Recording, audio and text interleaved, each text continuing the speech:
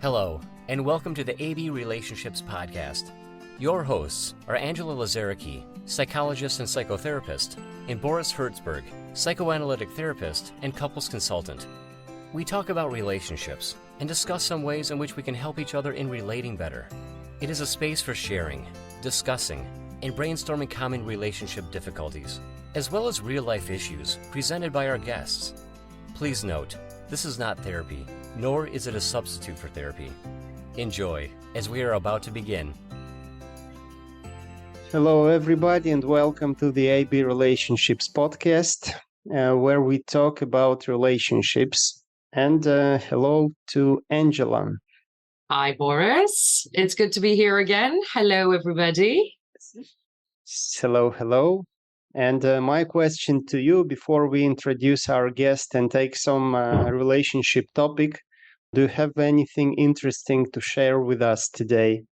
I do, yes. This time I did not come with a statistic.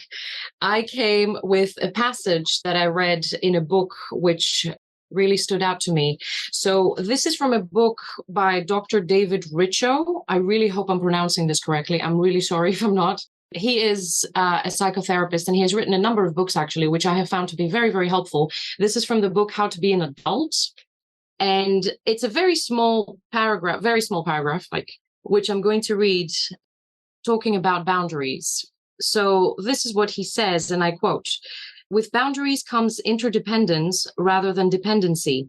With boundaries comes personal accountability, not entitlement to be taken care of unilaterally. From boundaries comes the mutuality that drops control of another in favor of honor of another. Boundaries do not create alienation. They safeguard contiguity. Boundaries are what make it possible for us to have closeness while we still safely maintain a personal identity." End of quote. So while I was reading this book, it's not a very big book, but it's incredibly helpful. I have found it incredibly helpful and enlightening. While I was reading that paragraph, that for me is such a beautiful definition or description of boundaries and how they can be of course, he goes on to say a lot more, right? I just picked a small part, but it's a beautiful definition and demonstration of how boundaries can be incredibly helpful and beneficial for relationships. Thank you for that. This is a very rich quote. I feel that we could have made an episode out of it, a complete episode. Yes, I thought so too. Yeah, I can put the link to the book. I mean, we don't, we're not advertising necessarily. We don't get any money from this, but I think it's a very good book when it comes to relationships. And since this is a relationships podcast, maybe we can put it in the description. Excellent. Okay, great. So I think that after this inspiring quote, it's a good time to introduce our guest and maybe to see if her topic for today somehow connects to this quote and to the matter of boundaries. Yes. So hello, Jess. Hello, everybody. Thanks for having me on the podcast. Welcome. It's our pleasure. So my topic for today would be the relationship for immigrants in the context of when a certain somebody leaves everything behind, a life that they had for quarter of a century. They leave everything behind that they know, their family, their friends, kind of entire life, and move to a completely different place. Does it necessarily put extra pressure on the expectations from a relationship? Because in a normal society, you may be having your family, your friends, kind of to support your emotional days and other needs. But in a strange country, you may be having little number of friends, but since you have a relationship, you start seeing them as a part of family and start expecting a lot that ideally would be given from a group of people, 10 people, and all of this burden falls on one person in a relationship in this context. And is it how to navigate on this, how to process this? Any tips would be very helpful, certainly. Yeah. Mm-hmm. So right. That would be my question. Right. Okay. So let me see if I have understood this correctly. It's you're talking about a situation when, someone is in this position where they're leaving everything behind, the life that they have known and the people that they have known, and moving to a new place. And in that place, obviously, they have to create a new support network from scratch, right? Because they don't know anybody.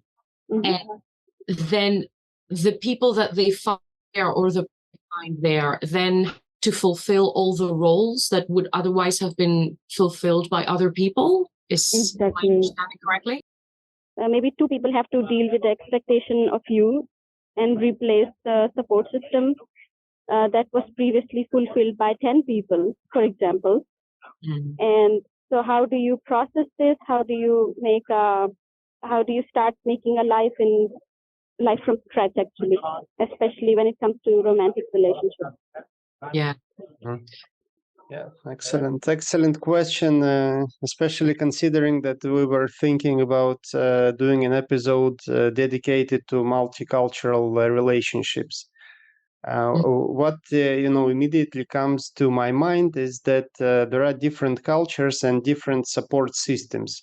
There are culture which are very family reliant, and then there are brothers and sisters and mother and father and aunts and uncles and grandparents and so on, and this one big family supports the person. So when this person immigrates to another country and loses touch with family, or at least is not able to rely on them as it had been previously, of course, they encounter this lack of support, this vacuum, which cannot be filled. So it creates this very interesting contrast between two cultures: what you had and what you have now. And there is no decent substitute. Actually, family is it's very important. It's something of a nuclear thing for many people, and it's very hard to substitute. I would definitely agree with that.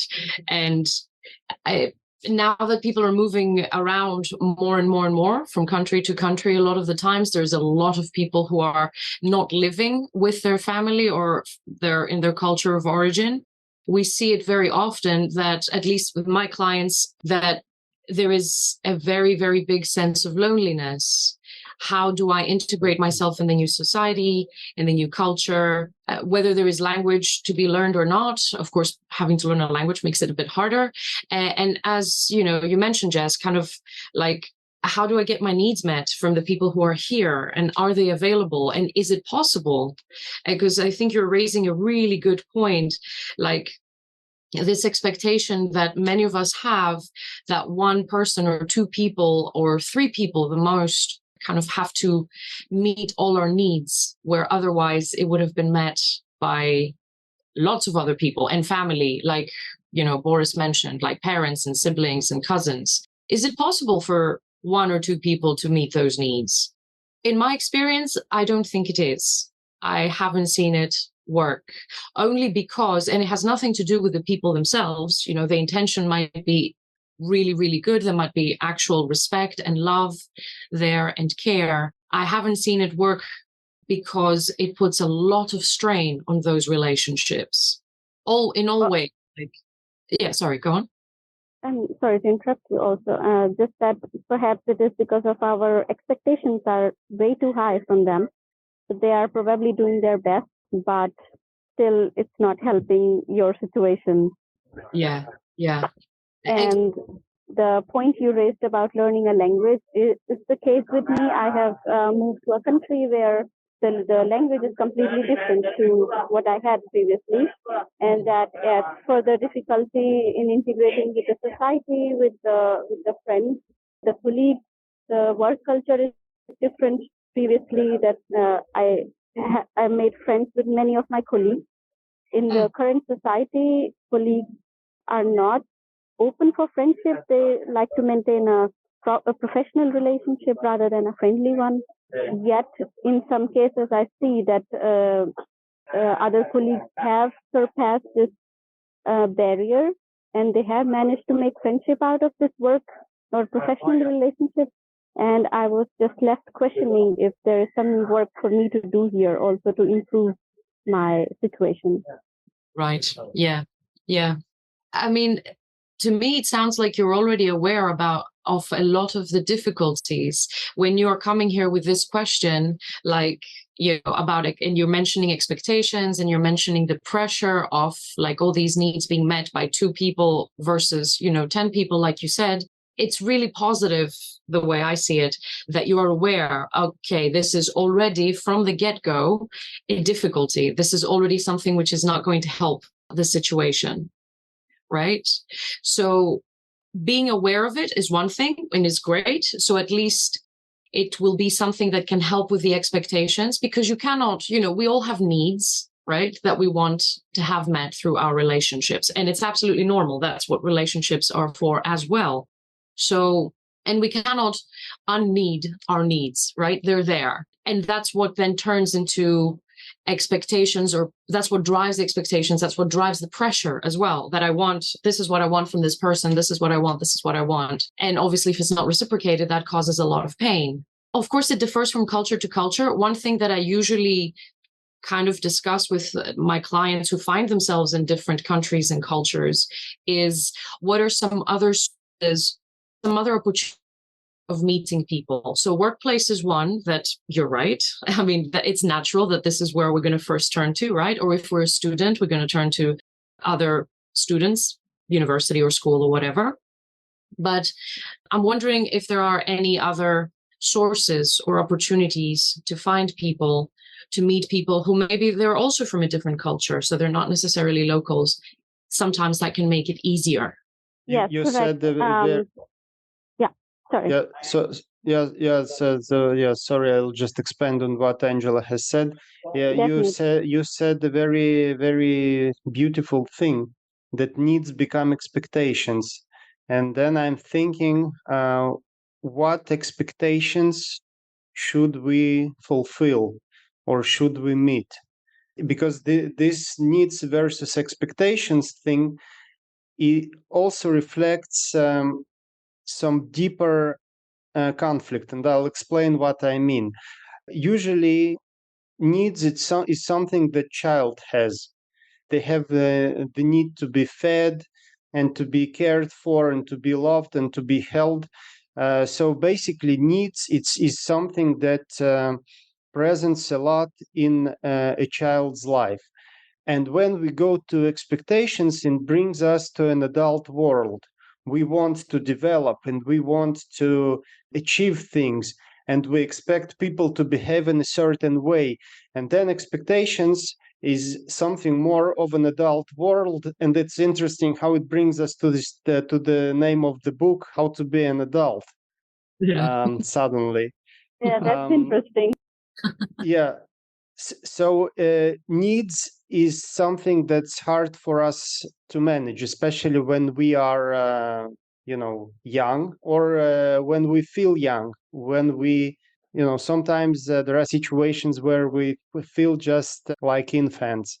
Happens a lot when we move to another country and we lose touch with our family, or at least we don't get the same intensity of contact that we used to have before. So we sometimes feel helpless like children, and our needs arise. But if we talk about expectations are easier to manage because they come from an adult part within us.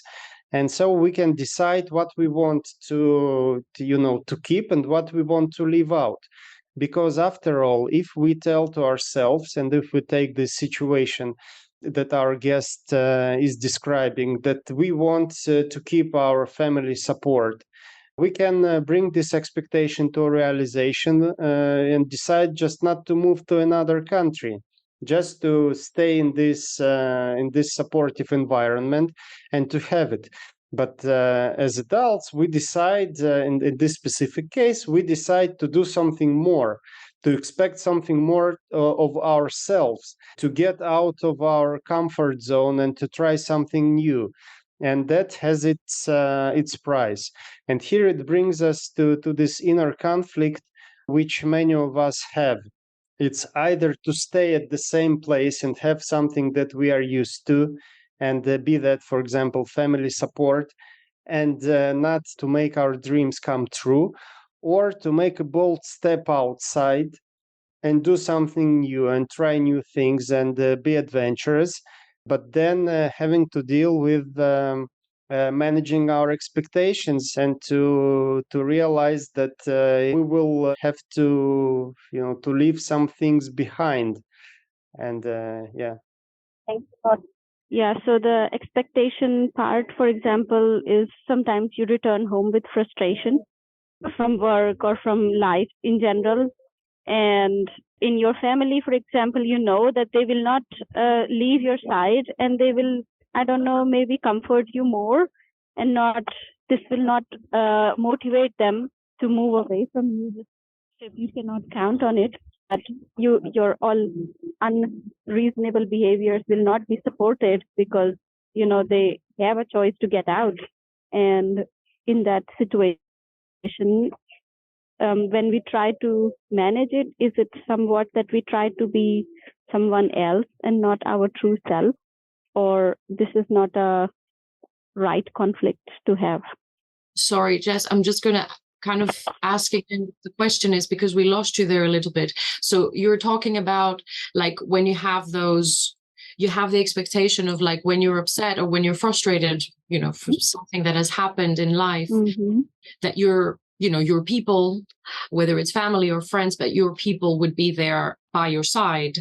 Is that sort of like unconditionally? Is that what the expectation is? Yeah, kind of. That from family you can expect something like that, but not from other relationships. And when you try to manage it somewhat, there is this thought arising that maybe you're not trying to be yourself, and in a romantic relationship you should be able to be yourself, whether they like it or not. And then you get into questioning whether you're being true to yourself. Right. Or this is a people pleasing mask or a behavior you have put on to deal with the situation, and how to find the reality in this situation again. Right. Yeah.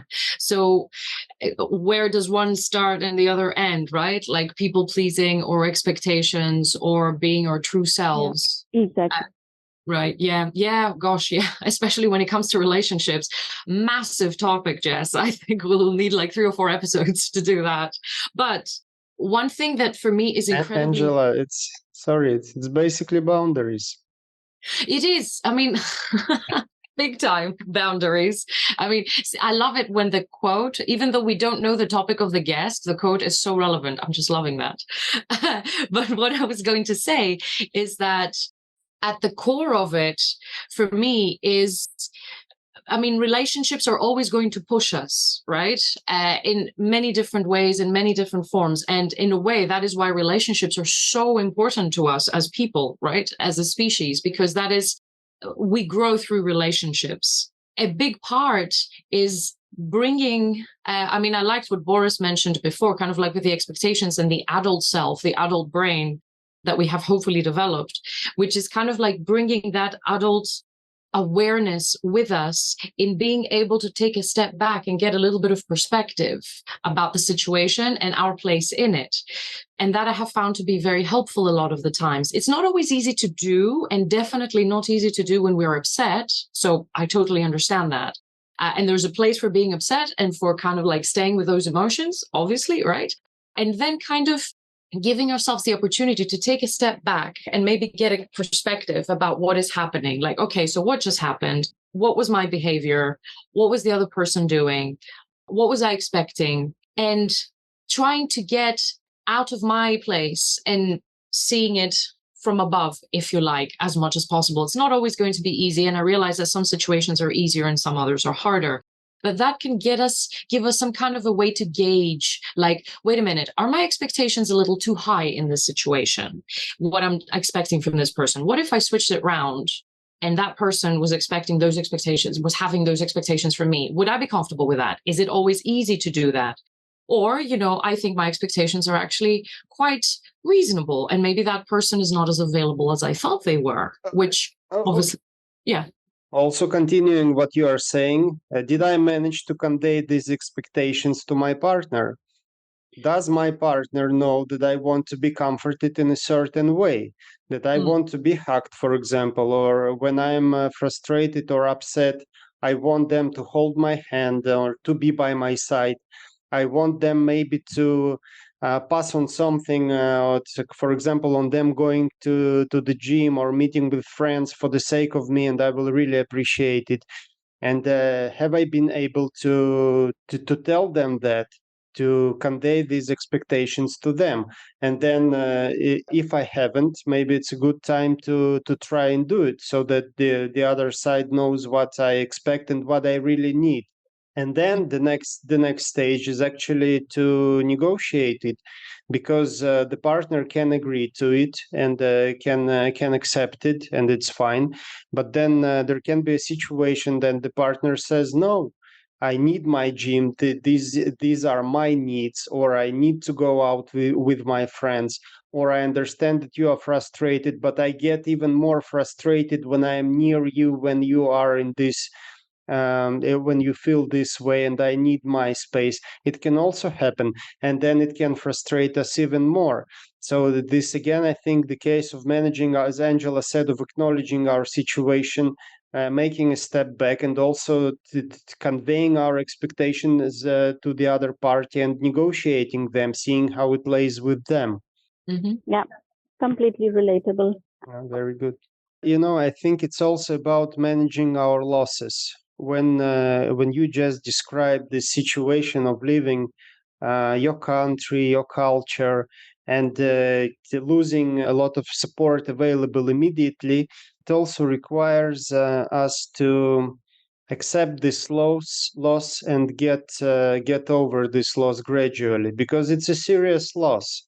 It's for the sake of something, for the sake of us being successful, doing something new, evolving, but still it's a serious loss, and I think it requires some time to be able to grieve over it, and to be able to integrate this loss in your new reality. And then the expectations of the partner or other people will lessen. They will become more adequate after we are able to grieve over this loss, and not to project this loss on other people, and just accept them for who they are. And maybe we will even able to see that they bring something new, something that we haven't seen and haven't encountered before, haven't had before, and it's not of a lesser value of the support that we did have, that we had, basically. Yeah, it is also a constant conflict between hyper independence and being vulnerable. That you're on your own, so you have to be very vigilant and very independent. But again, with your loved ones, you need to find a better way to switch to this vulnerable, interdependent, as Angela said before from the book again. Exactly. So yeah, it's a conflicting situation, definitely.